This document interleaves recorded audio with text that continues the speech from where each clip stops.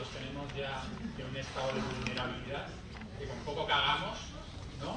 Ya biológicamente el organismo ya tiene ganas de moverse, tiene ganas de tomar un café, ¿no? Eso lo cogemos fenomenalmente. Hemos hecho una presentación, Susan y yo. Susan pertenece a un equipo que trabaja con nosotros desde hace 3 años y pico, que es el Instituto de Psicoterapia de Tiempo Limitado. Es así, ¿no? Es médico y, bueno, pues está especializado en psicoterapia, y yo, bueno, ya nos han presentado un trabajo aquí en Zarac, y bueno, pues hacemos cosas con estos expertos. En el Centro Estatal de Daño Cerebral tenemos como 2 áreas de trabajo, una que es la rehabilitación, que está aquí. Yo no hago mucho diagnóstico de DSM-4, etc. Es una situación más que nada de trabajar con los usuarios, de hacer que se integren en el proceso de rehabilitación y que vayan lo mejor posible. ¿De acuerdo? Hay muchas personas afectadas, familias, que llevan esto con mucha... Vamos, es como que se les cae el mundo encima, pero como decía Inma al principio, son capaces con sus propios recursos y con los recursos familiares salir adelante.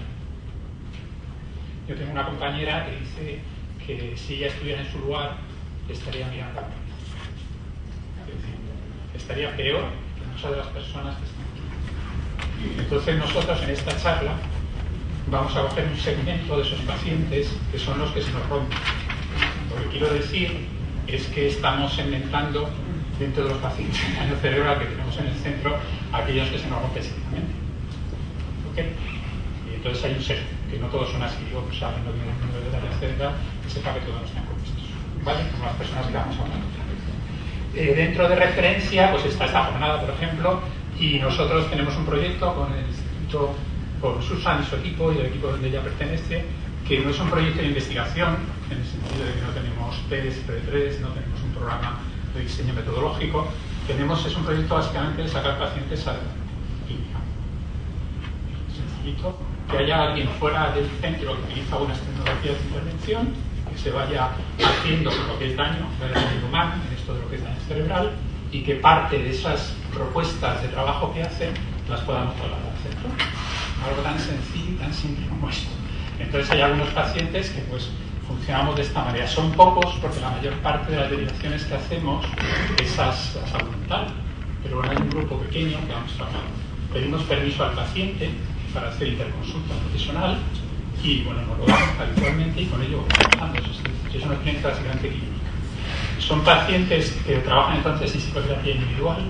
Aquí no vamos a hablar de trauma colectivo, vamos a hablar de trauma psíquico, con tecnología de intervención que tiene que ver con lo intrapsíquico, es decir, cómo me relaciono con lo que me pasa, cómo me relaciono con mis eventos internos, con mis pensamientos, con mis sensaciones, con mis emociones. Con el ámbito de explorar intervenciones podemos hacer en el ámbito de daño cerebral, ¿no? Y estamos trabajando inicialmente con daño cerebral leve y moderado. Es decir, llevamos trabajando ya 3 años, o sea que no es que estemos hace 3 días, ¿me explico? Y es un proyecto que ha ido madurando, va a ir teniendo fases y ahora, bueno, pues esperemos que sigan teniendo fases. ¿Vale? Esa es un poquito la presentación. Bueno, lo que os comentaba, qué tipo de configuraciones nos encontramos, qué tipo de tecnología, etc. Y una cosa que nos encontramos es un poco el tema de trauma psíquico. No hemos querido poner estrés postraumático, aunque vamos a centrar mucho en estrés postraumático en esta charla, porque es lo más conocido, ¿de acuerdo? Pero el término de trauma psíquico, hay mucha investigación ahora en trauma, hay muchos modelos y hay muchas personas que incluso dentro de lo que es el DSM-4 amplían el trauma psíquico más que a estrés postraumático o el trastorno de estrés agudo. Entonces, es un territorio muy amplio en una charla cortita, como la que vamos a hacer aquí, que es esta primera, que la voy a llevar el peso más yo, Susan va a intervenir, y una segunda que vais a tener después del café, creo que está en la mitad, en donde vamos a presentar un paciente con intervención clínica, que lo va a llevar el peso Susan. Yo aquí no voy a hablar prácticamente de intervención. ¿De acuerdo? Hemos decidido en esto del trauma, que como es tan amplio, estar en 2 lugares.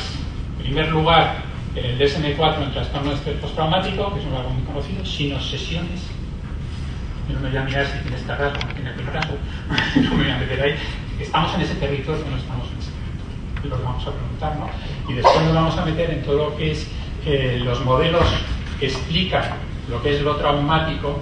Vamos a escoger uno, entre los muchos que hay. Algunos tendréis fobias o filias a determinados modelos. pues vamos a hacer uno que es el de la disociación estructural de la personalidad, que vamos a presentar un poquito, porque vamos a hacer un poquito intuitivo, y después va a haber un caso en donde se trabaja bastante con este modelo. ¿De acuerdo? Ese es el planteamiento que traemos. A nivel de estrés, pues yo llevo 5 años y medio en el centro, y os puedo decir de que veo prácticamente al 90% de los pacientes que vienen, 90 y pico de las historias clínicas, y solamente he visto un diagnóstico de trastorno postraumático en una persona, y de segundas, porque tuvo una pseudocrisis epilépticas y fue a hacerse una intervención, un diagnóstico a un centro especializado, estuvo 2 días monitorizado y venía posible estrés postraumático. ¿Vale? Es decir, que no es algo que corrientemente miremos. Creo que normalmente, porque aquí nos vienen de bastantes sitios de España, etcétera, y no es algo que veamos habitualmente, ¿no? Empezamos con trauma. La charla, ver un poquito de prisa en algunas partes, ¿eh? Bueno, yo os pongo una definición de Janet, que fue contemporáneo de Freud, y lo que veis es una exposición a un acontecimiento estresante. El trauma, es decir, tiene que haber un hecho real que ha sucedido. Aquí no hay nada más imaginario. Tiene que haber pasado algo que sea constatable que ha pasado para que haya un trauma. Entonces empezamos a pensar en daño cerebral, y si empezamos a pensar en traumatismo cráneoencefálico, es como que dicen, bueno, ha pasado algo real, ha habido un accidente de coche, ha habido un señor que se ha caído en parapente y se ha pegado un golpe. Todo eso es parte del trauma. Hay un hecho, ¿de acuerdo? Y después es que sobrepasa los mecanismos de afrontamiento neurobiológicos de la persona. ¿De acuerdo? Aquí en esta definición de Janet, que es ya antigua, Janet está recobrado ahora, está vuelto a poner encima de la mesa con toda la revisión neurobiológica que hay, etcétera, y bueno, pues es una persona importante en el tema de trauma. Entonces veis que hay 2 perspectivas, una que es la perspectiva estimular del suceso traumático y otra que es la experiencia traumática, cómo reacciona la persona a eso que le pasa, porque pasa algo, ¿de acuerdo? Aquí veis un poquito de prisa. En la perspectiva estimular os he puesto algo muy literario, lo que se llama T grande, ¿de acuerdo? Hay traumas que son claros.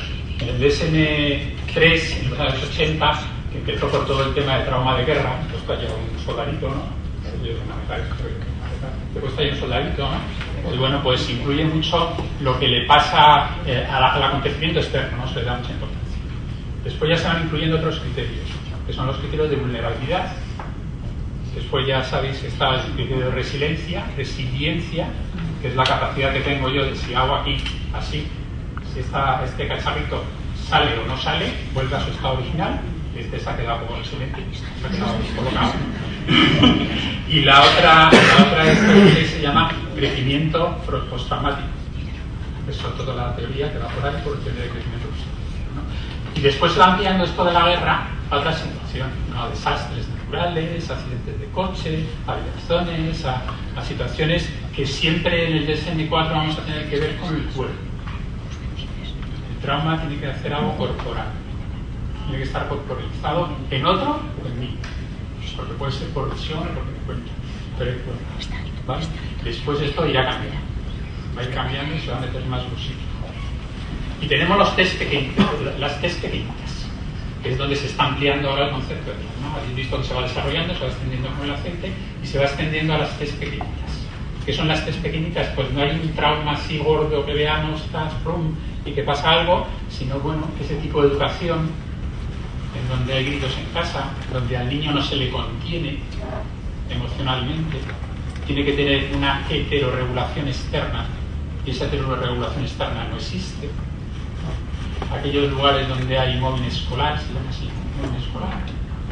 Aquellas situaciones donde hay persecución política o religiosa, sin que haya nada, pero que hay un estado. Bullying. El colegio es bullying. Bullying. Y nosotros nos planteamos también en este concepto de trauma la enfermedad.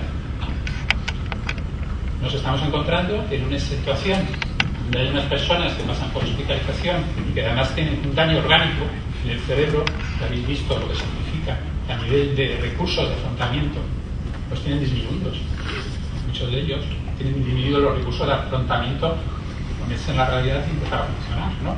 y que están en unas situaciones hospitalarias que nos traen recuerdos de la situación hospitalaria que son test pequeñitas, que no significan un estrés postraumático. Aquí no estamos hablando de que tenga un trauma clínico, pero que de forma recurrente se le viene. Y el otro día iba a hacerse una persona de aquí un diagnóstico en un hospital y os puedo decir que no es normal el nivel de ansiedad que tenía para la prueba que se iba a hacer, ni muchísimo menos. Y es porque le han quedado determinadas escenas en que no es capaz de integrar en su sistema neurobiológico y está en un estado de alerta a determinadas situaciones, sin que eso suponga en ningún caso un diagnóstico clínico de estrés postraumático. Pero la tenemos activada y con escenas recurrentes. ¿Se ve un poquito la idea que queremos transmitir? Esto es de la perspectiva estimular. Desde la perspectiva de la experiencia traumática, pues lo que se ve es que se desborda la persona, ¿sí? Se rompe los sistemas de protección y sus capacidades de afrontamiento. Hay como dos momentos en trauma, dicen algunos autores, ¿no? Que es el momento del socorro. Neurobiológicamente nos ponemos una activación que todos conocéis, lo que es la activación del estrés, y no nos da tiempo a explicarlo, está claro. Se pone chac en la situación del estrés, y un segundo momento que es el que se llama el de la rendición, que a veces va junto y va instantáneamente. Esto es un paciente que tenemos ahora en el centro. Una persona que es físicamente fuerte, que era, y sigue siendo físicamente fuerte, y que estaba repartiendo, en un negocio, estaba repartiendo y le robaron la furgoneta y salió corriendo. Se agarró la puerta y el señor que estaba dentro de la furgoneta apretó el acelerador. Y yo le pregunto, ¿cuál es tu último recuerdo? Y me dice, que haga lo que haga, ya no puedo hacer nada. Es decir, si me suelto, me voy a pegar el castañas. Y si sigo, ahí hay un contenedor de basura que me voy a dar. Ese es un momento en que el trauma se llama el momento de reflexión, que puede estar muy automatizado o puede haber un momento de reflexión, sobre todo cuando hay traumas acumulativos pequeños. Hay un momento que la persona llega a rendirse, ya se ve sobrepasada y empieza a abandonarse. Esto es lo que dice Janet, desarrollo. ¿Ya? Hay una situación que sube el estrés, que empieza a meter en el cuerpo recursos de afrontamiento, pero que me di cuenta que no puedo hacer nada. El sistema neurobiológico dice, no puedo hacer nada, no tengo salida. ¿Pero era el momento de? ¿Qué? ¿Momento de? Se llama el momento de la rendición. Esto es lo que se llama algunos autores, ¿eh? Aquí ya sabéis que tenemos modelos, teoría, para todo lo que queráis, investigaciones que son de color rosa, de color verde, que te dicen una cosa, otros que te contradicen. Yo estoy hablando, vamos, para profesionales que sabemos en el entorno que nos movemos, no estamos cogiendo algunos modelos, ¿de acuerdo? Entonces, bueno, desde la experiencia traumática de cómo vive una persona, tenemos, pues ya que he cogido como dos grandes líneas de trabajo, que una son los modelos que explican cosas desde el punto de vista descriptivo, como es el DSM-4, y que entonces que es un trauma, cosa que yo te pone el DSM-4 como trauma, ¿vale? Y que es un modelo descriptivo, no es explicativo, no explica nada, bueno, a no ser por dónde lo colocan en la clasificación, ¿vale? Y después están los modelos conceptuales, la respuesta postraumática, que ahí ya sí hay una explicación por qué ocurre eso, y que van buscando qué es lo que pasa, que lo vamos a buscar de todo nosotros. Y ahí hay partes que ven muy depresiva, porque considero que ir así, ¿no? Dentro de los modelos descriptivos del síntoma, entonces nos planteamos ahí trastorno de estrés postraumático en daño cerebral. Creo que ya Lola ha comentado, en algunos estudios es que sí, aunque después no se reflejan son los diagnósticos. Entonces, bueno, sencillamente decir, bueno, Enrique Sebarrúa, que es catedrático, dice que es difícil el diagnóstico de estrés postraumático en personas que no tienen daño cerebral. ¿Por qué es difícil? Porque hay fenómenos en que la persona se produce el fenómeno de la evitación. Yo no quiero acercarme a aquello que me asusta. Y después de la disociación, con lo cual encontrar un engranaje en su historia de qué hecho se corresponde con qué síntomas, pues es complicado, porque incluso la persona no lo tiene integrado. Y más si tiene daño cerebral, que lo tiene menos integrado todavía. Entonces es un diagnóstico diferencial complicado y bueno, que yo vamos entiendo que no se ponga diagnóstico de estrés postraumático así sencillamente en daño cerebral. ¿De acuerdo? La cuestión es después cómo lo manejamos en el centro, ¿no? El estrés postraumático, pues ya sabéis, esto voy rapidísimo porque lo conocéis todos. Hay un acontecimiento traumático claro, he experimentado distintas formas, ¿no? Bueno, pues a través de imágenes, a través de pesadillas, etcétera, etcétera, que hay evitación de la estimulación interna, sensorial, imágenes, o externa de las situaciones, y que hay una activación del sistema neurobiológico. Y mirar aquí, por ejemplo, algunos datos es que nos coinciden con personas de daño cerebral. Entonces no sabes si te viene por el daño o te viene por estrés, por ejemplo, postraumático, dificultad para concentrarse. Esto hay muchísimas personas con daño cerebral que tienen dificultad. Irritabilidad, habéis visto ahora algunas presentaciones que la irritabilidad de ira es algo como muy común en daño cerebral sin que haya este respuestas exageradas. Acabamos de ver en la viabilidad emocional, etc. Entonces hay algunas situaciones que digo, bueno, ¿cómo diagnostico? ¿No? ¿Dónde me meto? ¿Cómo se hace el diagnóstico diferencial? Etc. Bueno, vamos a hablar, yo os voy a presentar dos casos muy rápidos y que no van para que veamos lo que es el estrés postraumático en daño cerebral y además un poquito y lo podamos tocar un poquito y ninguno de los dos los ha llevado a Susan, ¿vale? Es decir, ya no son de los que hemos derivado a Susan, son de los que hemos trabajado. Bueno, aquí veis un poquito el chiste, ¿no? Donde se ve cómo hay evitación, ¿no? En trauma tenemos un proceso, tenemos una fobia que se llama la reexperimentación. Yo no quiero entrar en el horror de lo que me ha pasado en el recuerdo, entonces está esta fobia cuando nos sentamos. Esto es una persona que tiene 34 años, casada, sin hijos, es una encajada de supermercado con estudios de COU, tiene padres, 3 hermanas, una familia muy afectiva, muy aglutinada, y como veis no hay nada en su historia que nos diga que patología. No es psicólogo, no es psiquiatra, lleva una vida normal, etcétera, etcétera, etcétera. Vamos a ver ahora lo que es un estrés postraumático. Yo no digo que sea estrés postraumático, no voy a poner toda la sintomatología, os dejo que vosotros veáis el caso y miremos a ver si podemos diagnosticar el estrés. Entonces esta persona tiene un embarazo muy deseado, es su primer hijo, tiene ya colocada todo, ¿no? Su habitación, su tal, sabe el sexo que va a ser, tiene el nombre, muy deseado. Y resulta que tiene a las 34 semanas, ya a las 7 meses, un aborto espontáneo. Y entonces entra en un estado depresivo normal, que no hay nada patológico tampoco, tiene que visitar a la psiquiatra y el psiquiatra de la Seguridad Social y le mandan antidepresivos.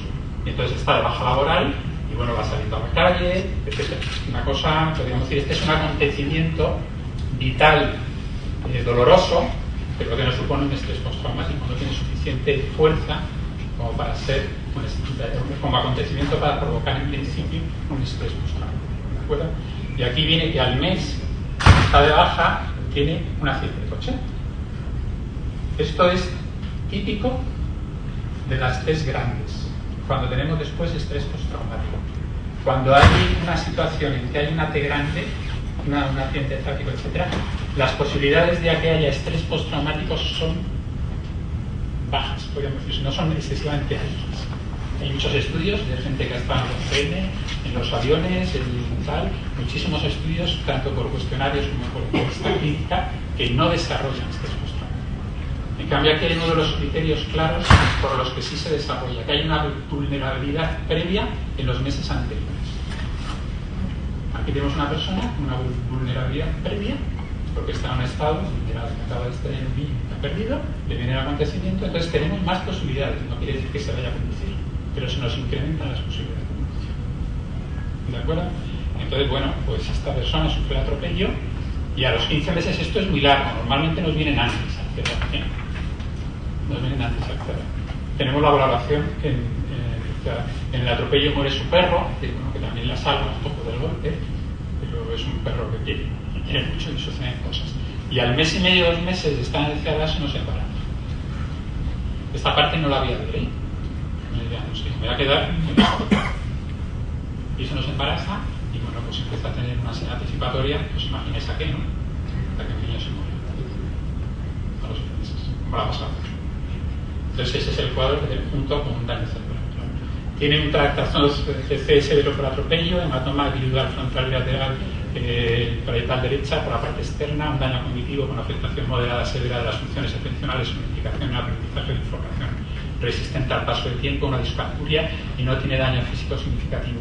Nos vienen medicados, no se medican todos los pacientes, como ha dicho Lola, porque es necesario medicarlos, pero eso también trastoca un poquito la sintomatología, ¿vale? Porque la medicación puede meter determinada sintomatología y además el estar medicados también nos puede reducir determinada sintomatología, pero tienen que estar medicados.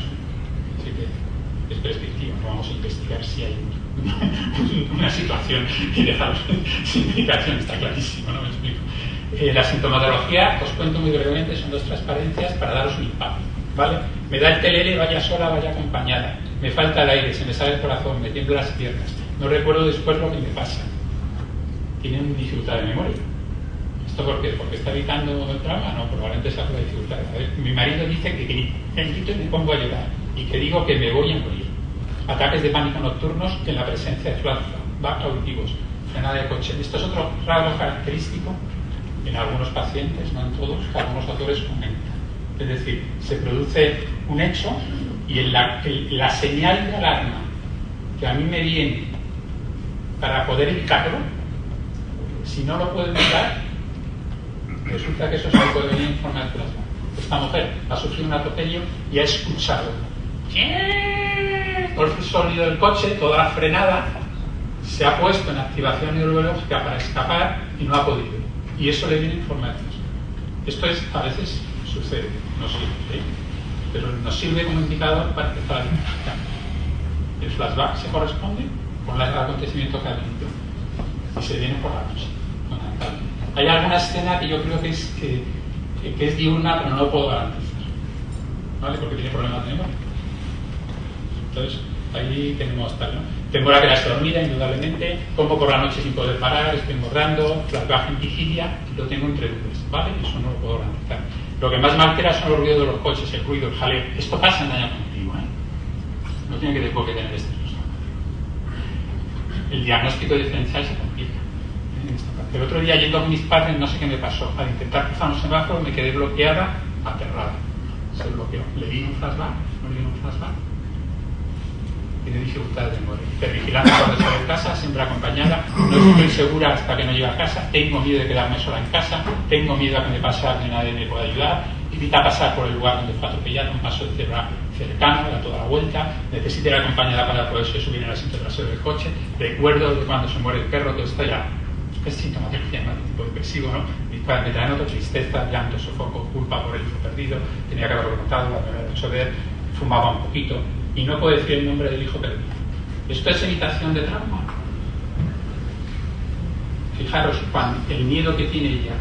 Si yo digo el nombre del hijo perdido, me meto en un circuito en el que yo hay una emocionalidad que meta y desde ahí tengo miedo a una reacción de que se me venga la escena. Empezar en una situación de ansiedad. ¿Se ve la relación? Entonces, ¿qué es? ¿Es un miedo? ¿Es una habitación traumática? Son preguntas, ¿me explico? Pero veis cómo estamos en el entorno de un estrés postraumático de los que algunos autores, y esto no es del DSM-4, llaman sí. Que es una persona normal, que tiene un acontecimiento traumático y empieza a hacer un trastorno. El estrés postraumático, pues esto dice Echevarría, que necesita una evaluación cuidadosa. Bueno, pues os quedáis con el caso y vamos viendo. ¿Podemos diagnosticarte en DCA? Bueno, pues ha habido muchos artículos científicos que se han mostrado ya y voy a pasar muy rápido por aquí. Los tenéis en el centro de documentación nuestro, ¿no? Entonces, bueno, pues aquí tenéis en el 94 el traumatismo con anestesia leve no produce, vale, en el 94 no produce. En el 95 sí produce. Ya empieza a haber artículos que dicen que sí. Este es el del 95. 24 pacientes, el 33% de estos pacientes cumplieron con diagnóstico de trastorno de estrés postraumático.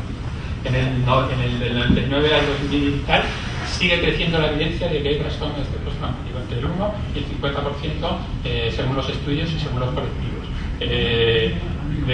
Bueno, hay distintos estudios, ¿no? Aquí ya traumatismo craneoencefálico severo, el 18% de los pacientes lo tienen.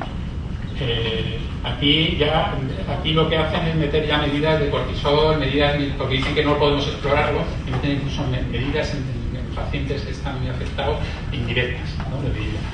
Este es un artículo que escribió un compañero nuestro, que sintetiza un compañero nuestro, que es Francisco del Castillo, pues lo mismo. TBI y no se ve bien, o sea, en todos los niveles hay relación del trastorno de estrés postraumático, etc. Complica la evaluación. Entre el 11 y el 24% en leve, entre el 0 y el 17% en severo. En la muestra de este artículo, pues lo mismo, el 17%, ¿vale? Todo esto lo tenéis por la argumentación. Pero bueno, que hay evidencia a través de estudios de que sí se puede. Es lo que quiero decir con estas experiencias. Bueno, hemos hablado de los sistemas descriptivos del DSM-4 un poquito por encima. Aquí vamos a trabajar así dando impactos, y que vosotros podáis valorar. Pero ahora viene el DSM-5, ¿no? Hay un en la década de los 80 hay un equipo de Boston y otro equipo de Nueva York que trabajan de forma independiente y empiezan a explorar que hay un trastorno de estrés postraumático complejo, más complicado después de que viene un golpe o que viene una situación, y que tiene que ver muchas veces con la infancia, no siempre con la infancia, pero que hay retraumatización, es decir, que hay varias personas que pueden ser los que traumatizan, que a lo mejor no es tan evidente ni es tan grande, tiene más test pequeñitas, pero que va afectando a la persona. Empiezan a llamarlo pues trastorno de estrés postraumático complejo, no es terminología del DSM-4, ¿vale? O DESNOS, y hay una propuesta para incluirlo en el DSM-5 que la hace Jim Herman, que pertenece al equipo de Boston, que está especializado en trauma, y que es que tampoco lo tengo, ¿vale? Pero que está ya pensándose en otra categoría dentro del DSM-5, donde este tipo de trastornos de estrés postraumático más complejos, podríamos decir, ahora os voy a presentar, para que nos hagamos una idea de qué es. Puede estar. Están trabajando sobre todo en los dos primeros puntos, que es las alteraciones en la regulación de afectos y los impulsos y las alteraciones con atención a la conciencia y la parte disociativa. ¿De acuerdo? Hemos visto los modelos descriptivos y vamos a entrar un poco en los modelos conceptuales. Simplemente lo voy a pasar por encima, y vamos a entrar en uno de los modelos que vamos a utilizar aquí, que es como cualquier otro modelo. Para la gente de vosotros, profesionales, que tengan más acercamiento a este tipo de modelos, personas que piensen que son como todos los modelos que tenemos ahí. Lo he cogido de Pau Pérez y Alberto Fernández Lidia, que son psiquiatras del Sistema de Salud Público de la Comunidad de Madrid, de una publicación del año 2006, donde hacen una revisión de los modelos, en donde, bueno, que dan respuesta a la respuesta traumática postraumática desde el punto de vista individual, ¿vale? No a nivel colectivo. Pero bueno, hay modelos neurobiológicos que son interesantísimos, algunos de ellos, y que nos planteamos incluir en la presentación, pero al final dijimos que si nos metíamos por ahí acabamos la hora y cuarto que tenemos y nos quedamos en neurobiología, no de trauma. Hay modelos psicológicos, psicodinámicos, basados en la teoría del apego, con base cognitiva, modelo narrativo constructivista, mecanismos de afrontamiento de los hechos traumáticos con aspectos transculturales, con perspectivas integradoras como puede ser el de trauma e identidad, y hay un modelo que mencionan que es la disociación de trauma, lo que es la disociación estructural de la personalidad, y que como modelo muchos autores dicen que vale como modelo para explicar sobre todo cuando tenemos un trauma más complejo, un poquito más complicado. Os voy a poner, el concepto de disociación tiene muchas acepciones. No las vamos a explicar aquí tampoco, pero aquí disociación está cogido básicamente de la teoría de Janet y significa que hay una desorganización, una fractura en los sistemas mentales de la persona. Los que trabajan con psicología tienen una fractura en el ser, ¿vale? Y bueno, es una disociación de los sistemas psicobiológicos, un sistema de acción que constituyen la personalidad del sujeto. El principal persona que integra este modelo es Onno van der Haar, y otras personas con alguna zona, que es el profesor de la psicopatología de la traumatización crónica. Es decir, ya tiene en la Universidad de Utrecht en Holanda, tiene una asignatura solamente dedicada a algo que todavía no está en el DSM-5. Como comentaba Lola, a veces la exploración clínica va por delante de los programas de clasificación, no todo lo que es trabajar, ¿no? Disociación estructural, los sistemas de acción están claros, ¿no? Son la supervivencia, aquí lo tenéis, todo aquello que va, que yo coma, que yo beba. Tenemos personas aquí que la dificultad que tenemos ahora mismo, como algunas personas de aquí, es sencillamente que se alimentan porque vomitan. Pues tenemos ahí. Después tenemos el acercamiento al otro, la sexualidad, el apareamiento, el cuidado de la prole, el cuidado de alguien que está enfermo, es lo que se activa en sus familiares, ¿no? ¿Cómo cuido a alguien? ¿Cómo ves el cuidado que hacen? Dicen, es que sacrifican parte de ellos mismos por cuidar a alguien, ¿no? Ese instinto de cuidado, ese instinto, ese sistema biológico de acción del cuidado, la exploración del medio para crecer, todo eso está en estos sistemas psicológicos. Y después está la defensa. Indudablemente, cuando atacan, pues todos sabemos los tres sistemas básicos a nivel de estrés y esos, ¿no? El ataque, la congelación y entonces lo que plantea esta teoría es que hay una alternancia cuando se da una trauma entre estos dos sistemas, entre el de la supervivencia y el de la defensa. Y eso es el mecanismo esencial del trauma.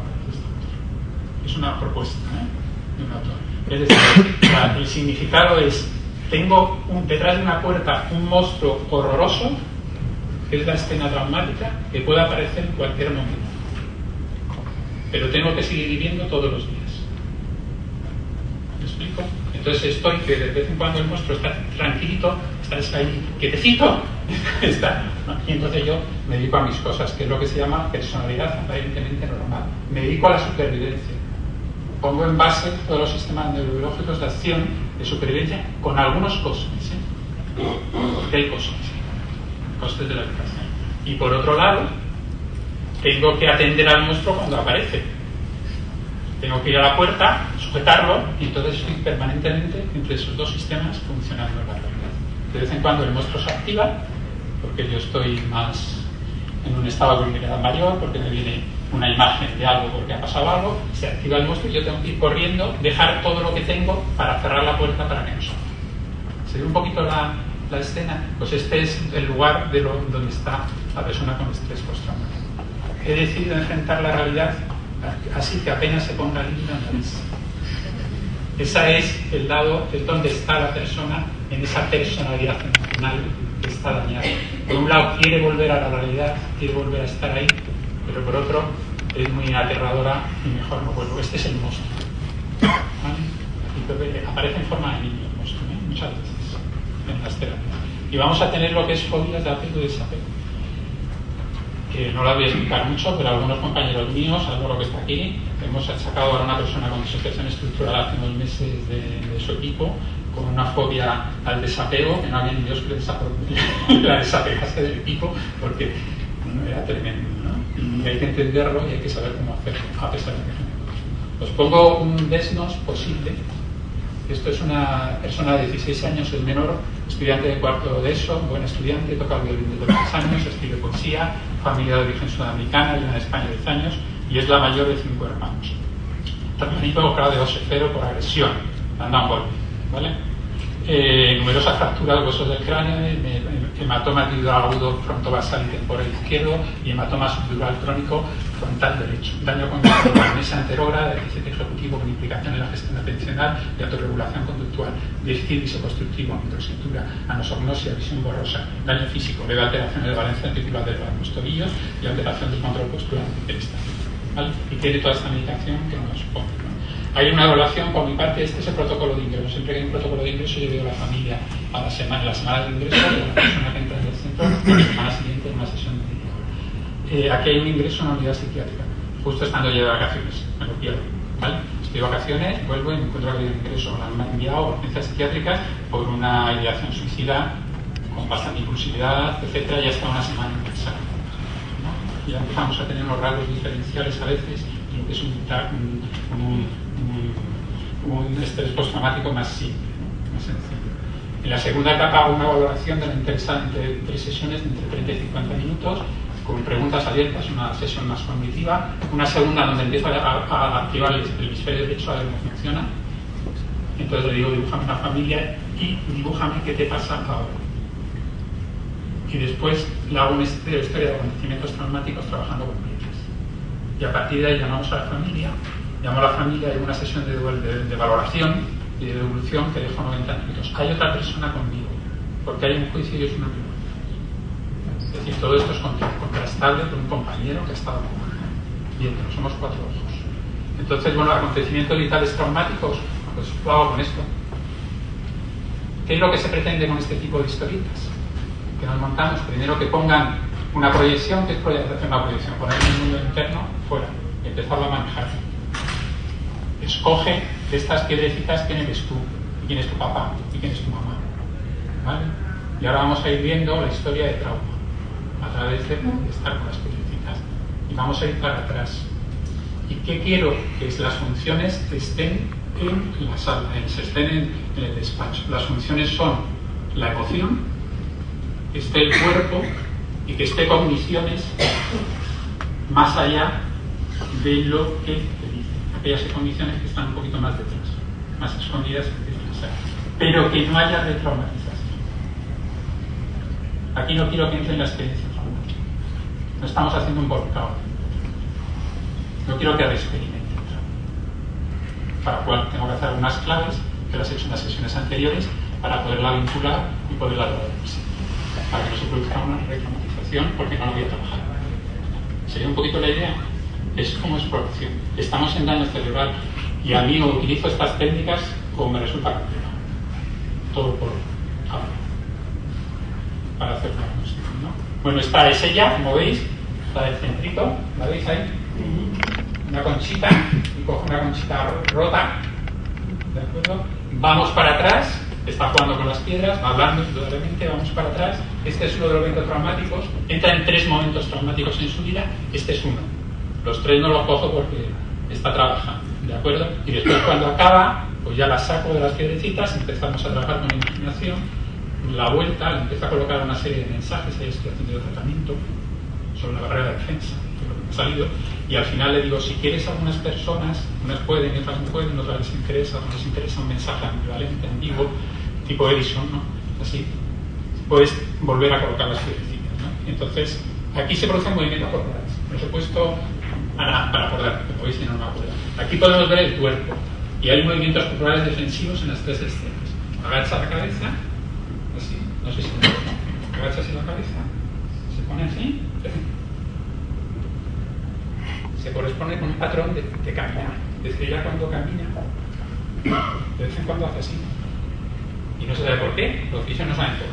Pero se hace ese patrón defensivo. Yo pues después, cuando voy teniendo sesiones con ellas, y no hacemos trabajo terapéutico profundo de esto en el centro de rehabilitación, sé cuando me está entrando en la escena traumática, entre otras cosas, porque empieza a hacer el movimiento defensivo. ¿Me explico? Entonces lo veo con toda claridad para ese movimiento defensivo. Entonces, bueno, y aquí acaba así, hace eso. Como veis, ha puesto una barrera defensiva, ha puesto todo alrededor, absolutamente agobiante, ¿no? Sensación. Tiene que ver con todo su proceso interno, que no se puede elaborar ni hablar aquí. Este caso, pues es ya un trauma complejo, que no viene del SMP4, viene de algunos autores muy significativos. A los 4 o 7 años, maltrato psíquico, una cuidadora que tiene en casa, dice ya que los maltrata, etc. Una escena, simplemente contrastada con la familia, ¿eh? Lo que os estoy hablando aquí, todo está contrastado en entrevista familiar. El hermano pequeño, en ese momento son 2 hermanos, el hermano pequeño, como no les da de beber la cuidadora, va al servicio, bebe agua del VC y le tienen que llevar a urgencias por una infección. Y ahí echan a la cuidadora. Es decir, que hay trauma ahí. Y la abuela paterna se hace cargo de ellos. ¿Qué pasa con la abuela paterna? Que también los maltrata. Y le preguntan, ¿qué tal la abuela paterna? Bueno, dice el padre, es que es una persona muy buena. No dice más, pero asumen que ha habido un maltrato infantil, ¿vale? Una prima suya es violada por su padrastro, por el padrastro de la prima. Esto ella lo trae en sesión. ¿Cómo me lo trae a mí en sesión? Me lo trae, yo he sido violada entre los 5 y 6 años. Cuando le preguntamos, yo he sido violada en los 5 y 6 años. Será roto el sistema defensivo, el sistema de protección. ¿Ya ven? Se siente violado. Cuando hablamos con la familia, no, ha sido la prima la que ha sido violada. El evento traumático se puede hacer por que haya alguien cerca que sufre un trauma, ¿vale? Entre los 8 y 16 años viene a España y se produce la palabra esta del acoso escolar, ¿no? Que se intensifica en la etapa final y llega a tener incluso algunas rayas por baja escolarmente al rendimiento en los 2 últimos años. Y aquí además se marcha su abuela materna, que es una de las personas que más lo protege a ella. Se va con una enfermedad. Y a los 16 años violan a su mejor amiga aquí en España. Estamos hablando de un trauma complejo que es también de extranjera, de la zona norte de Europa, y entonces ella le dice a su mejor amiga, yo te puedo entender porque a mí me ha pasado eso. ¿Vale? Y aquí, bueno, pues se produce el traumatismo craneoencefálico por agresor, con un agresor que estaba en la cárcel. Es un novio suyo. Se pega un golpe, se produce el traumatismo. Hay aquí ya tenemos base de trauma anterior. ¿Qué es lo que hace el trauma con el golpe? Certifica algo que ya está. ¿Se ve? Igual que en el otro caso que he visto anteriormente, abre una nueva etapa del trauma, aquí lo que hace es sella, rompe algo que ya está frágil. ¿Se ve un poco la idea? A los 5 meses viene a la primera consulta y es cuando tiene el ingreso psiquiátrico. ¿Okay? 2 transparencias muy rápidas. la madre haciendo la primera entrevista de ingreso. Vive la agresión en forma de pesadilla, donde muestra mucho miedo. Abar no lo recuerda. Tiene problemas de memoria, ¿no? Abar dice que el novio agresor la ha violado. Realiza un examen médico que lo contradice. Ella sigue diciéndolo como si fuera real. A tiempo de hoy. Antes de separarse de la familia para venir al CEADA, presenta una gravedad excelente. La madre dice que se le viene de estado de vigilia a la escena de la agresión. La paciente no lo recuerda. Actitud regresiva y corrida en exploración. No me acuerdo de ese que me lo hizo. No recuerdo su nombre ni su cara. No es capaz de decir el nombre ni la cara de la persona de su novio que lleva ya reconocido. ¿Esto qué es? ¿Daño cerebral? ¿Evitación? ¿Me explico? Pues me dificultad de memoria. Lo menciona como el mejor amigo de mi mejor amigo. Pero mirar el beneficio secundario. Con lo que ha pasado, mejor no me recuerdo. Como tengo problemas de memoria, así no me acuerdo y así soy feliz, ¿no? En el colegio me dicen que soy raro, tú eres la boca. A veces me da miedo por reír de cosas malas y llorar por cosas buenas. Soy raro. No entiendo cómo soy. No me entiendo. ¿Tú te entiendes? No entiendo por qué lloro y soy tan sensible. Me dicen que hablo solo cuando me despierto. Qué raro. ¿Habéis visto cómo él ya va teniendo un sentimiento de extrañeza que también se produce en daño cerebral? Hay un extrañamiento del yo en algunos pacientes, ¿sí? Hay un juicio de su mejor amiga y vuelven a ver esas amigas, ¿sí? de que se le viene. Hay un amigo, compañero suyo que se marcha y empieza a hablar con un amigo invisible, porque tiene una relación afectiva con él. Y tengo miedo de mí mismo. Tengo miedo de mi parte mala que me dice ¿para qué quieres vivir? Puedes intentarlo cortándote las velas. No, eso no es suficiente porque lo has intentado ya y no ha sido bueno. Mejor córtate el cuello.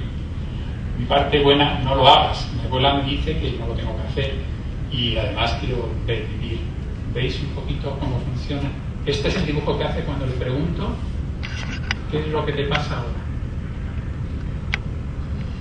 ¿Veis que dibujo más bonito? Aquí empezamos a ver síntomas de disociación. Uy, que va, que además se ve un corazoncito, esto está en colores, se ve un corazoncito, se ve el ángel, se ve el diablo, ¿no? Que tenéis los bordecitos y el ramito. Ella me empieza a hablar de partes. Yo no pongo nunca, la teoría de disociación estructural habla de partes. Yo no hablo nunca de partes con un paciente, con una persona afectada, a no ser que lo nombre en un centro de rehabilitación. Jamás le pongo esa categorización. Pero ella habla de partes. ¿Qué te pasa? Hay una parte de mi corazón, hay una parte buena, hay una parte mala. El discurso viene del paciente. Yo no soy loco. ¿Sabes? Entonces aquí tienes que empezar a hacer un trabajo de cambio. Hay una ruptura. Según la teoría de eso. Pero puede crecer, o puede ir mejor, o puede ir peor. ¿No? Son distintas. La disociación estructural pues está muy rápida. Hay una parte que es la aparentemente normal y la que es donde está la parte emocional, que hemos hablado antes del monstruito este que sale de la puerta, ¿no? Estas dos partes. Esta es la más sencilla y se llama primaria. Hay otra parte que es cuando la parte de la personalidad emocional se divide en varias partes, que se llama secundaria, según esta teoría, y hay otra parte que es la terciaria, que es cuando se produce la secundaria y además afecta a la persona en su comportamiento. Estos son lo que se llaman trastornos disociativos. Digo, trastornos de identidad disociativa. Las tres caras de Eva, el cisne negro, es decir, ya cuando tenemos un trastorno en donde se ve en el comportamiento que hay distintas personas.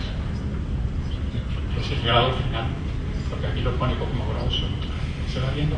Entonces, Abar tiene una parte emocional que dice soy feliz, que es la falterante, que es absolutamente infantil, que también se produce en daño cerebral. Cuidado, un infantilismo. Con lo cual, los diagnósticos diferenciales son muy complicados. Evita rechazo social y es socialmente sumisa. Necesita desesperadamente entrar en contacto con el otro. Ámame, no me dejes. Esa es su parte. Y otra que es estoy triste, que es esa parte que nadie quiere ver, que todo el mundo le dice que es mala. Por favor, no te pongas en contacto con esa parte suicida.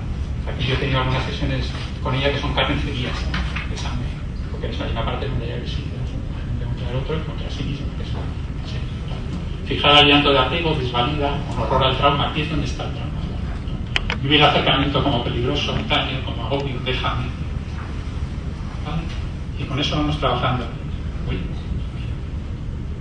Sí, y aquí yo voy a acabar. Cuando trabajas con partes, vais a ver después en la siguiente parte que va a ver Susan, y lo que vais a ver es una persona que tiene una somatización. te ha pasado una de estas partes a público y vais a ver ya un trabajo clínico, es decir, cómo se trabaja con una persona que le pasa eso, le pasa a los mecanismos al público. Cuando trabajas por partes, tienes que estar hablando como si estuvieras hablando en terapia infantil, en terapia de pareja.